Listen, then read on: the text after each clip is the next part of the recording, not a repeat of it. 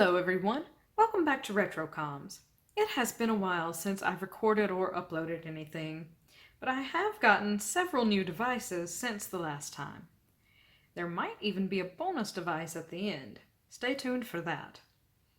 As usual, we'll start from the left and make our way down to the right. First up, we have this Nokia 6120. A friend of mine saw it while they were out at a retro tech event and picked it up to donate to the collection. It was pretty gross when I initially picked it up, no fault of theirs, just how things go with these devices. But I was able to get it pretty well cleaned up, minus this bit of dirt right down here. I'm not sure if that's from adhesive degradation or just from use. It also came to me without its battery pack, but I did happen to have a spare on hand. Looking around the device, it's a typical Nokia from that era, not in amazing shape, but not too beat up. These devices are usually pretty tough. Charges with the little coaxial connector, as they typically do, and is fully functional. At least as far as navigating the menus. Of course, these things can't make calls anymore, at least not on modern networks, but it is fully operational. Next up, we have this Nokia 3600. Forgot to set the time, but we'll just skip through that. And here we see what looks like a scene from Terminator 2 set as the wallpaper.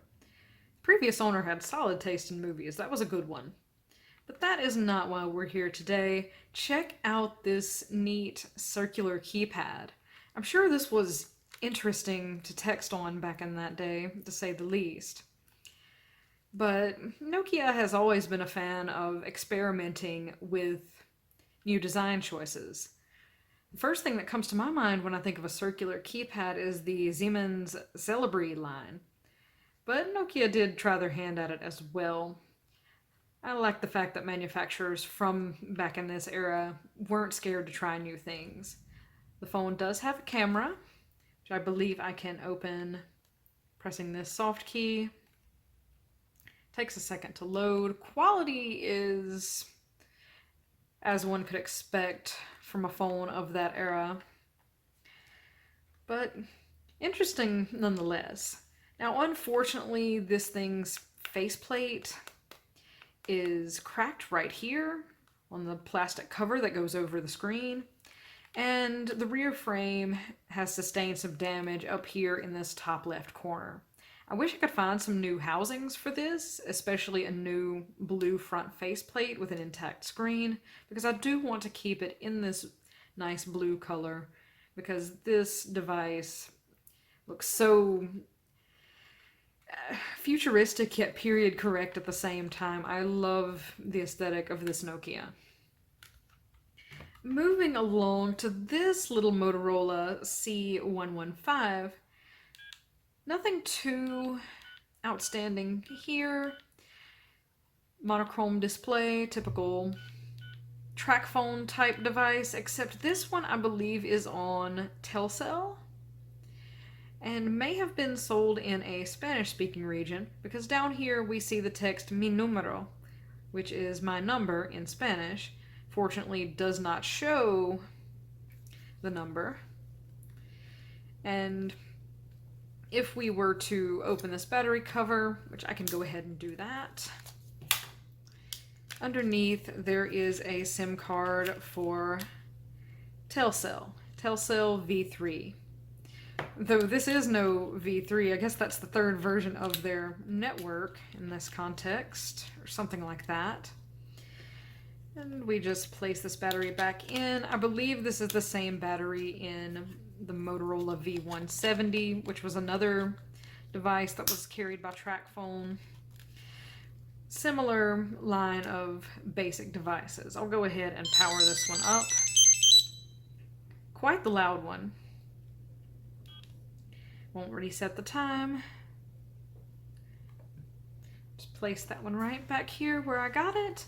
And I forgot to mention this, but these two, the same friend picked them up while they were out at various retro tech themed events. These I got while I was at such an event myself. Plus another I'll show you later. Up next is this LG. I believe this is model VN251. This one miraculously powered up as soon as I got it. The previous owner had charged it up before they had sold it to me. I won't go into this device too deep, even though I believe it was factory reset, but this was a typical QWERTY slide out messaging phone for back in the day. I do have a soft spot for those sort of devices, so another is always welcome in my collection. And speaking of sliders, moving right along to this one, this is the UT Starcom TXT 8010VW. And unfortunately, I do not have a charger that will fit in this proprietary port here. I do own a couple of UT Starcom devices. I believe they are the Quickfire, both of them. But this is different. I've never seen one of those until the day that I purchased this. It's in decent shape. The screen's pretty scuffed, but it does have its battery cover. Definitely some signs of use, but most of all, I'm just curious to get this thing charged up and booted. Hopefully it's fully working. So I'll be on the lookout for a charger for one of these UT Starcom devices. Up next, a device that perhaps needs no introduction, but the Kiosera Echo. This was a dual screen device done right, if you ask me.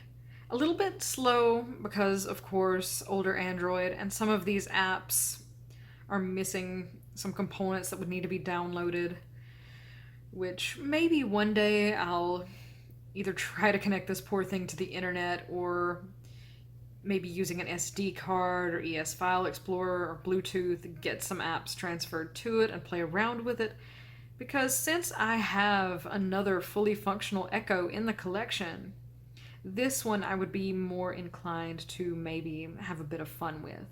I have a third one, but one of its digitizers no longer functions, so maybe this could be a neat piece to play around with. And just for the sake of a look around the device, and I'll show you this neat little closure hinge in action. This was the way to do it. Maybe a bit of mechanical fiddliness, but much more structurally sound than a hinge underneath a glass or plastic screen on modern foldables. I admire the fact that Kiosera took a leap with this design. Up next, this Nokia X7-00, and unfortunately I could not get this thing to boot up. Charged it, or attempted to charge it via micro USB, left it alone for several hours, maybe even days. But I think I have an inclination as to what's going on here. Right in this sector, I can feel that the back case is a bit upraised here. Maybe the battery has started to expand. Another thing we can look, you guys may not be able to see, but there is a little black dot right there on the display. So perhaps the battery has bloated to the point that it is pressing into the screen here and caused some damage. I attempted to clean this device with isopropyl, but that did nothing for this little dot.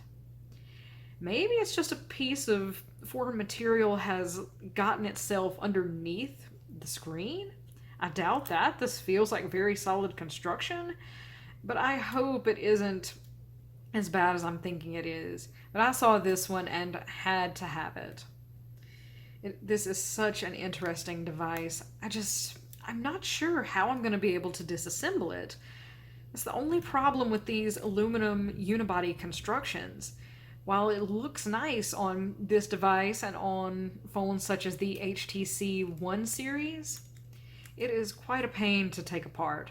Another possible theory is that it could have been due to some sort of impact damage. because this slot for, I presume, the SD card almost wants to come out on its own and does not need much force to eject.